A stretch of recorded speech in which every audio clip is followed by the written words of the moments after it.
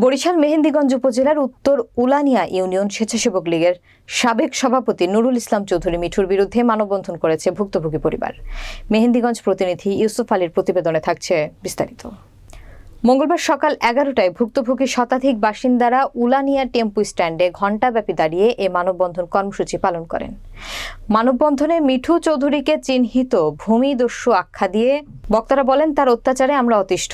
সাবেক সাংসদ পঙ্কজ নাথের অনুসারী হিসেবে ক্ষমতার দাপট দেখিয়ে জোর করে প্রবাসী মনির হাওলাদারের উলানিয়া বাজারের টেম্পু স্ট্যান্ডের 20% জমি এবং 6টি দোকানঘর জোরপূর্বক দখল করেন মিঠু চৌধুরীর পরিবার। প্রবাসী মনিরকে তার বাড়িতে ডেকে নিয়ে ভয়ভীতি দেখিয়ে তার 54% জমি মিঠু চৌধুরীর ও তার ভাই বোনের নামে দলিল দিতে বাধ্য করেন। তার বিরুদ্ধে কেউ মুখ খুলতে সাহস পেত না। কেউ কিছু বললে তার বিরুদ্ধে বিভিন্ন হয়রানিমূলক মামলা দায়ের করতেন। এ বিষয়ে প্রতিকার চেয়ে প্রশাসনকে লিখিতভাবে জানানো হবে। মানববন্ধন শেষে বিক্ষোভ মিছিল করেন ভুক্তভোগীরা।